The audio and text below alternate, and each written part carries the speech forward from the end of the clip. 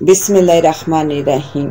अस्सलाम वालेकुम। आंखों में उड़ रही है लुटी महफिलों की धूल। यही अबरत अंगेज ख्याल इसका है कि इसने अपनी आंखों से ऐसा अजीब मंजर देखा है। लेकिन कहानी में आगे बढ़ने से पहले आप तमाम दोस्तों से इल्तिमास है कि हमारे चैनल जरा सी आहट को सब्सक्राइब कर दीजिए और साथ घंटी के बटन को दबा दीजिए ताकि हमारी न्यू आने वाली कहानी का नोटिफिकेशन आपको मिल सके। शुक्रिया। ज़ुबैदा उर्फ बैदी आज बहुत बीमार थी। कल जब वो शहर से वापस आई तो आते ही चारपाई पर गिर गई, साथ ही जुबान बंद हो गई। गांव के हकीम ने देखते ही कह दिया कि इसे फालज हो गया है और 2-4 दिनों की मेहमान है। छोटा सा गांव था, पल भर में सारे गांव को पता चल गया। औरतें बहाने बहाने से देखने आती और बेसुध पड़ी बैदी की हालत पर सरगोशियां करती घर को चली जाती। बहू नूर फातिमा सास के सरहाने बैठी अपनी तरफ से पूरी खिदमत कर रही थी। बड़ा लड़का सलीम भी आज मजदूरी के लिए नहीं गया था।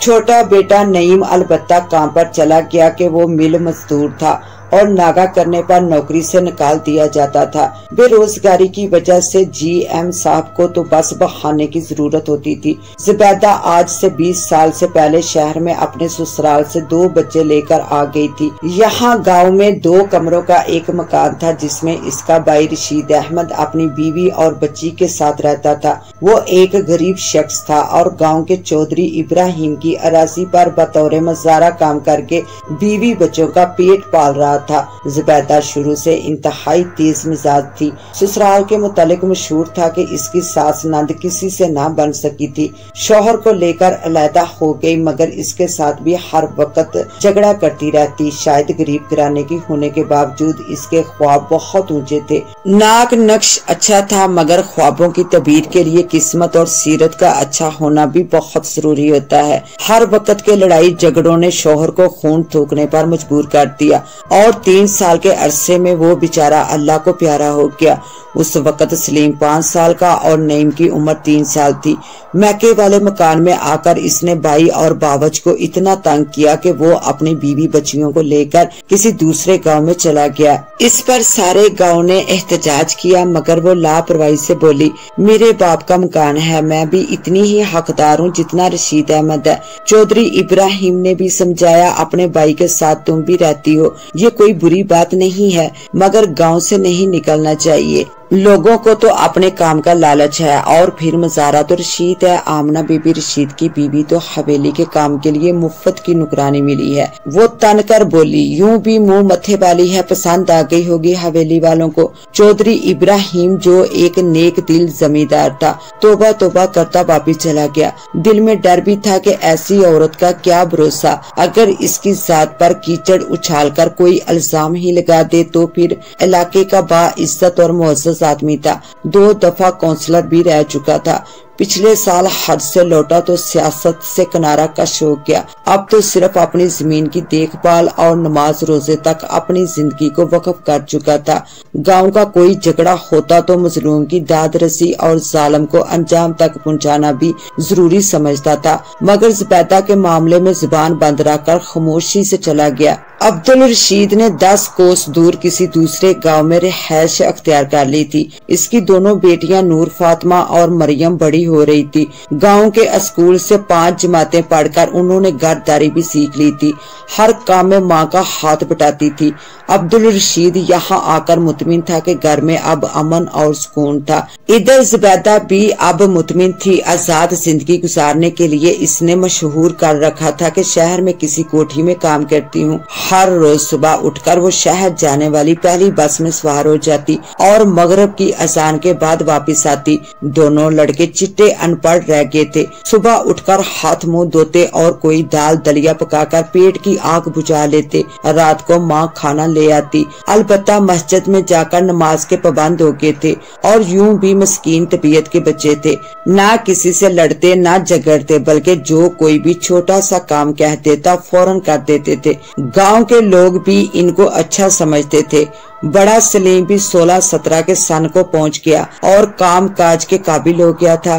एक दिन माँ ने तंग आकर कहा, कब तक मेरी कमाई पर ऐश करेगा, खुद भी कोई काम कर लिया कर हड हराम। माँ तू बता तो सही क्या करूँ, किसी जमींदार के माल मवेशी को चारा डालने की नौकरी कर लेता हूँ या फिर शहर में कहीं कोठी वगैरह में लगवा दे मुझे। आज जाना लहजे में सलीम ने कहा, ना तो किसी जमींदार के हाँ और ना ही शहर में किसी कोठी में काम करेगा। तू मिल में भर्ती हो जा और हाँ अपने मामू के गाँव भी कभी चक्कर लगा लिया कर। वो मरियम और नूर फातिमा भी जवान हो गई होंगी, शायद रिश्ता दे ही दे वो लोग। अब के इसका लहजा नरम था। हो आऊंगा किसी दिन। सलीम के सामने मरियम और नूर फातिमा की शक्लें आ गई। हाँ कल जाकर मिल में भर्ती होने की कोशिश कर, आजकल तो यूं भी सीजन है, वो लोग भर्ती हो रहे होंगे जिन्होंने पिछले साल सीजन पूरा किया होगा। इसके साथ ही नई भर्ती भी खुल जाती है। ठीक है मैं सुबह ही जाऊंगा, सलीम ने जवाब दिया और अपनी चारपाई पर लेट गया। जुबैदा शहर में जहाँ काम करती थी वो किसी बेवा बेगम साहबा की कोठी, जहाँ पर इसने शायद दारुल अमान बना रखा था। कोठी के कमरों में मुख्तलिफ लड़कियां रहती थी और अमूमन आती जाती रहती थी। अलबत्ता रात के अंधेरे में लंबी लंबी चमकदार कारें आती। बड़े हाल कमरे में जश्न का समा होता। फिर कोई सेठ कोई जगीरदार अपनी पसंद की लड़की को रात भर के लिए ले जाता। ये शहर का पोश इलाका था, किसी को किसी पर एतराज का हक न था। अदारे में हर माह फंक्शन होता जहाँ बज़ाहिर हजरात बड़े बड़े चंदे देते, मगर डर पड़ता अपनी पसंदीदा चीज की महाना कीमत होती। जुबैदा कहने को तो एक मुलाजमा थी, मगर बेगम साहबा की राजदार थी और इस घनौने कारोबार में इनका हाथ बटाती थी। सिर्फ दुनिया दिखावे को वो रात को घर आ जाती। अब वो यूं भी अपनी गुर्बत भूल चुकी थी। इसे अमूमन अपनी तनख्वाह से बढ़कर ऊपर की आमदनी हो जाती थी जिसे वो संभाल कर रख रही थी। फिर इसने एक नया काम शुरू कर दिया। वो गांव की औरतों को सूद पर कर्ज देने लगी। वो औरतें जो पहले इससे नफरत करती थी अब इसकी एहसान मंद रहने लगी थी। फजल कुमार की नागहानी मौत पर इसकी बेवा ने हाथ जोड़कर जुबैदा को कहा, जुबैदा मेरी बेटी रजिया को भी शहर में कहीं काम पर लगवा दे। देख 8 जी खाने वाले हैं, बेटे तो छोटे हैं, मैं खुद कितनी मजदूरी कर सकती हूँ। अब तो फाकों की नौबत आ गई है। जुबैदा ने अजीब निगाहों से रजिया को देखा। लंबा कद, चेहरे की हड्डियां उभरी होने के बावजूद भी दिलकश सी थी। खाला ये कौन सी मुश्किल बात है, मैं जहाँ काम करती हूँ वहाँ बहुत सी लड़कियाँ रेडीमेड कपड़ों का काम करती हैं, तू खुद मेरे साथ चलकर देख लेना। जुबैदा ने जवाब दिया, अच्छा तो फिर सुबह मुझे साथ ले जाना। रजिया को भी ले जाएं या पहले बात कर लें। वो खुशी भरे लहजे में बोली, नहीं इसे भी साथ ले जाएंगे, तुम सुबह सवेरे ही मेरे घर आ जाना। जुबैदा इतना कहकर आ गई। रजिया की माँ को तो तमाम रात नींद नहीं आई। अब हमारे भी हालात बदल जाएंगे, मेरे बच्चों को पेट भर कर रोटी मिलेगी। दूसरे दिन वो तीनों शहर आ गई। जुबैदा ने आंखों आंखों में बेगम साहबा को बता दिया था कि लड़की इनके मतलब की साबित होगी। बेगम साहबा ने खुश असलूबी से मामला तय कर लिया था। 2000 माहाना तनख्वाह रोटी कपड़े के साथ लड़की महीने में 2 बार घर जा सकेगी। रजिया की माँ का दिल खुशी से उछल रहा था। अब मेरे भी दिन कट जाएंगे। गांव के बड़े बूढ़ों को ये बात पसंद न आती, मगर कुछ ना कह सकते थे।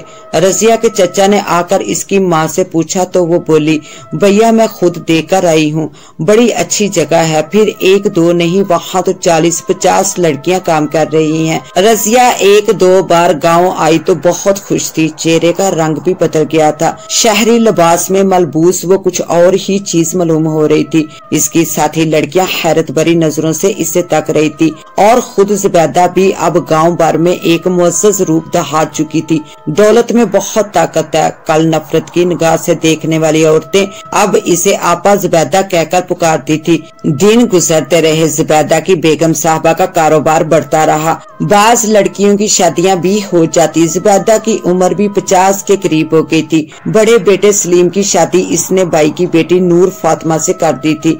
वो एक सुलझी हुई लड़की थी।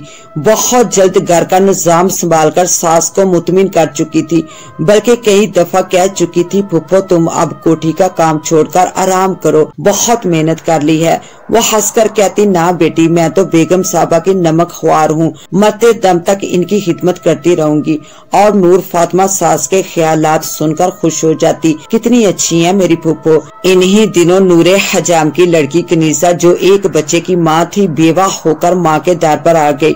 بچے کی عمر 2 سال تھی۔ کنیزہ انتہائی خوبصورت اور حسین و جمیل تھی۔ باپ مر چکا تھا، بھائی شادی شدہ تھے۔ بیوہ بہن کو گھر تو لے آئے مگر بھابھیوں کے لیے وہ ایک بوجھ بن گئی تھی۔ دوسرے مہینے ہی سرگوشیاں شروع ہو گئی۔ زبیدہ افسوس کرنے گئی تو اس کی ماں مدد کی طلبگار ہو گئی۔ اے بیٹی زبیدہ، میری کنیزہ کو بھی کہیں کام پر لگوا دے، بھابھیاں تو اب روٹی دینے کی بھی روادار نہیں ہیں۔ اس کہانی کا بقیہ حصہ دیکھنے کے لیے پارٹ 2 کا وزٹ کریں۔ اس کے ساتھ ہی اب مجھے دیں اجازت، ملتے ہیں انشاءاللہ پارٹ 2 کے ساتھ، تب تک کے لیے اللہ نگہبان۔